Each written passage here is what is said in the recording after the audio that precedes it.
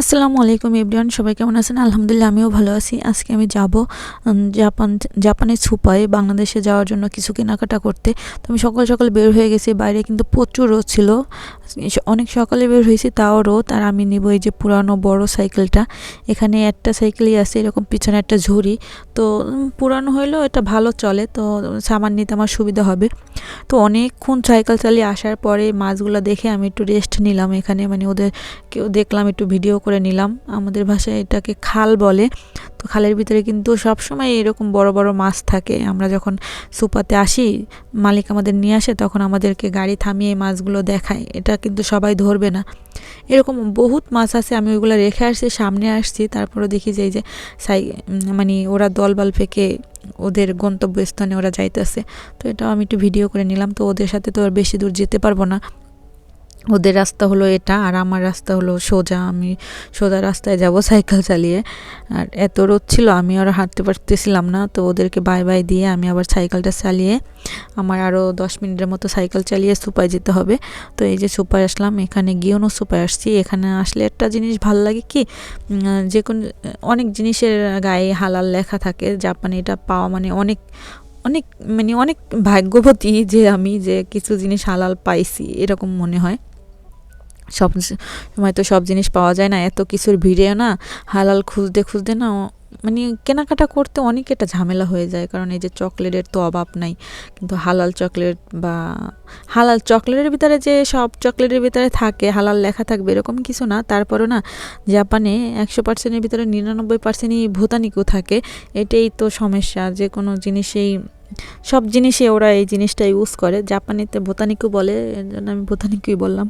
তো এইখান থেকে টুকিটাকি কিনে নিলাম। আর এখান থেকে গাজর আর একটা ডাবের পানি আর হলো কিশমিশ, এটা আমার জন্য কিনছি। আর আমি আর এগুলো সব বাংলাদেশের জন্যই একটা একটা করে কিনে নিছি। তো এই যে ওরা আমার কি সুন্দর করে সাজিয়ে দিছে। আর এখানে আমার বিল আসছে 5769 ইয়েন। তো এই যে ডাবের পানিটা খেয়ে নিলাম। আমার জাপানে যখন আসছি ডাবের পানি অনেক খেতে ইচ্ছে করছিল, কখনো পাইনি। আজকে এটা দেখলাম, এখানে এটার গায়ে হালাল লেখা ছিল। আর ভালোই ছিল, না পাইতে পাইছি, তাও অনেক মজার। তারপরে আমি সীমামুড়ায় আসছি, এখানে এসে একটু কসমেটিক নিব, দেখি কি কি নেওয়া যায়। তো এখান থেকে আমি কিছু কসমেটিক আগে থেকেই পছন্দ করে নিয়ে নিছি। এই যে একটা কাঁকড়া ছিল, এটা আমি নিয়ে নিছি 429 ইয়েন দিয়ে। দেখতে সামনাসামনি অনেক ভালো ছিল। আর এটারও এক পিস ছিল, এটা আমি এক পিস, সবগুলো আমি এক পিস করে পাইছি। তো এটা আমি এক পিস নিয়ে নিলাম। আর এখানে ছিল প্রজাপতি বাটারফ্লাই, এটা আমার মেয়ের অনেক পছন্দ, ওর জন্য এটা নিয়ে নিলাম 329 ইয়েন দিয়ে। আর এই হলো মাথার ব্যান্ড, এটা হলো 429 ইয়েন করে, সবগুলোই 429 ইয়েন করেছিল। মানে মাথার ব্যান্ডগুলো দুইটা রাবার, এটা 429 ইয়েন করে। এটা তিনটাই পাইছি, আমি তিনটাই নিয়ে নিছি। আর এটাও ছিল 429 ইয়েন। এটা ছিল 319 ইয়েন, তিনটা ব্যান্ড, মাথার ব্যান্ড একটা সেট করা ছিল। আর এটার দাম বেশি ছিল, এটা ছিল 529 ইয়েন। এটা এক পিস, সবগুলোই আমি এক পিস করে পাইছি, যেগুলো এক পিস করে পাইছি ওটা নিয়ে নিছি। আর এটা আমার আম্মুর জন্য নিছি, আমার অনেক ভাল লাগছে।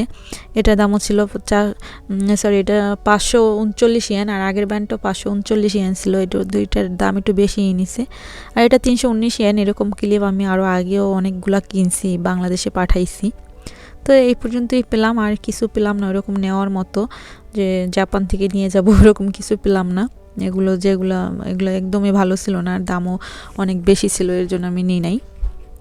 আর এদিকে যে কাপড় চোপড়, এগুলাও ওরকম পছন্দ হইতেছিল না, বা বাংলাদেশের জন্য এই কাপড় চোপড়গুলো না, অনেক লুজ আর কেমন, কোয়ালিটি অনেক খারাপ।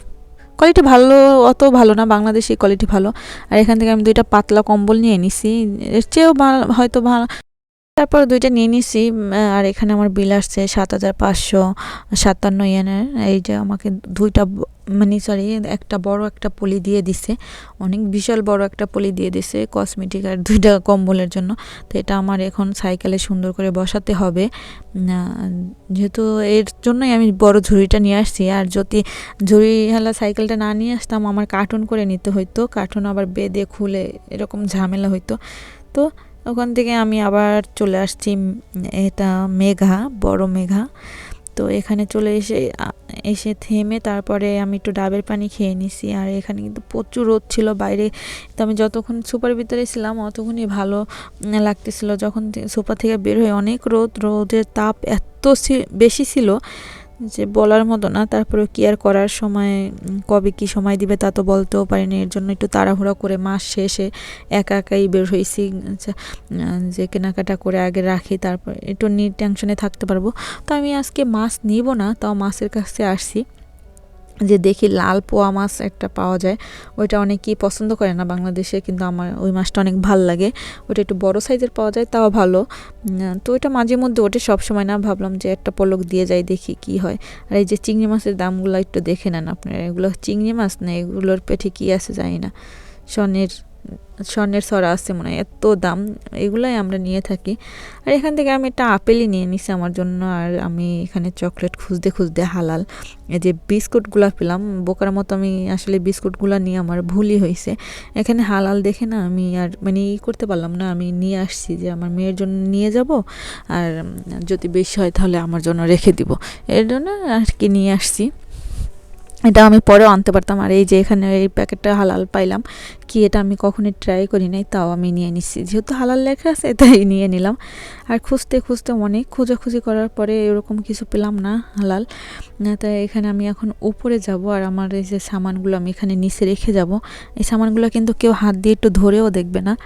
তারপর আমি চলে আসলাম হ্যান্ড লাগেজের কাছে। এই লাগেজটা আমার এত ভালো লাগে।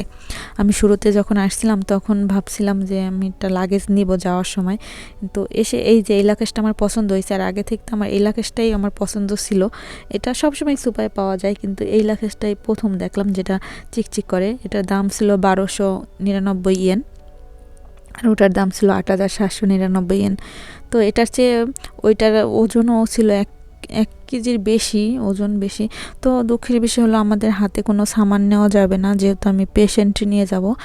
এই জন্য আমি আর লাগেজ নিলাম না, আমি ঘুরে ফিরে দেখে আসছি। তারপর এখান থেকে আমি আমার আম্মুর জন্য 2টা ফেস ওয়াশ নিলাম। আমার আম্মু এই ফেস ওয়াশটা বলছে ভালো নাকি। তো এই অল্প একটু সামান কিনলাম, এটাই আমার 3600 ইয়েনের উপরে আসছে। আর এই যে আমি নিচে যে সামানগুলো রেখে গেলাম, এগুলো এখন আমি বিল করতে দিয়ে দিব, কারণ অনেক সময় নিয়ে আমি এখানে ঘোরাঘুরি করছি। প্রায় 3 থেকে 4 ঘন্টা আমি এখানে কাটাইছি, যেহেতু বাইরে অনেক রোদ ছিল। এই জন্য ভাবলাম যে এখানে যতটুকু সময় যায়, বাইরে বের হলেই তো আজাব শুরু হয়ে যায়। তারপরে কত দূর আসার পরে এখানে যে ইন্ডিয়ান রেস্টুরেন্টটা, এখানে আসলাম। এখানে এসে যে আজকে প্রথমবার বুফের খাবার এখানে যে আছে, এটা আমি জানতামই না। হয়তো বা ওনারা আমাদেরকে এমনভাবে বলছে, আমরা বুঝতে পারি নাই।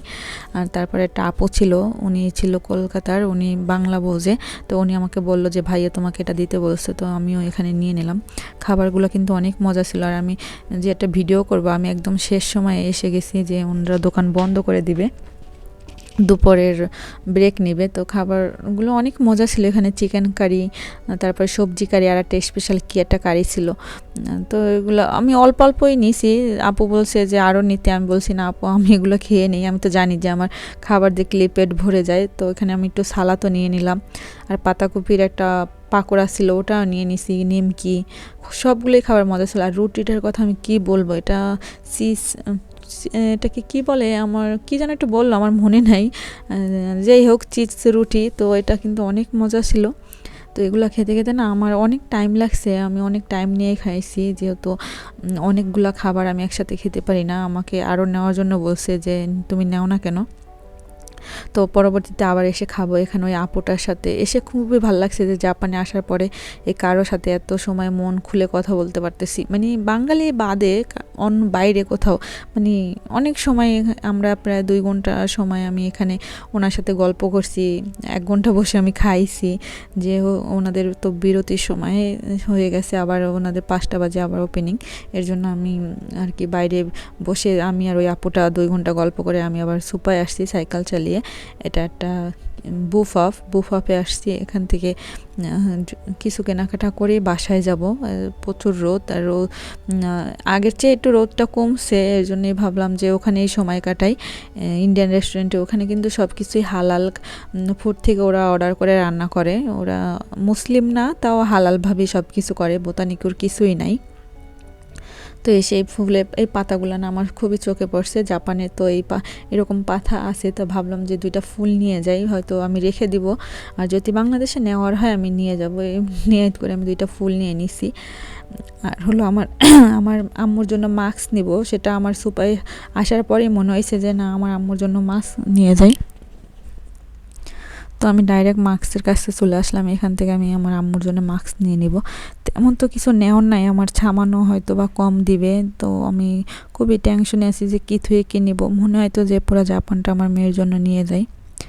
ওইরকম যদি হইতো, আমি তো কি বলবো, এইখানে যে তেমন কিছু পাওয়া যায় না বাচ্চাদের জন্য, কাপড় চোপড় তেমন কোনো সুপা নাই, যে মার্কেট নাই ওইভাবে কিনবো বাচ্চাদের জন্য। তাও না, মেয়ের জন্য যেটাই দেখি মনে হয় এটাই নিয়ে যেতে পারতাম। বাংলাদেশের চেয়ে ভালো তো আছে, তারপরও মনে হয় যে মার জন্য, মেয়ের জন্য, বা যারা আছে পিচ্ছি পিচ্ছি ওদের জন্য সব কিছুই নিয়ে যাই। যাই হোক, এখান থেকে আমি টুকিটাকি কিছু কিনে তারপর বাসায় যাব। আর মাস্কগুলো আমি দেখতেছিলাম যে কি কি মাস্ক নেওয়া যায়। এখান থেকে আমি 4টা মাস্ক নিয়ে নিছি। এই যে মাস্কগুলো অনেক ভালো, আমি সবসময় এগুলোই ইউজ করি। তো ভাবলাম যে আম্মুর জন্য একটু নিয়ে যাই।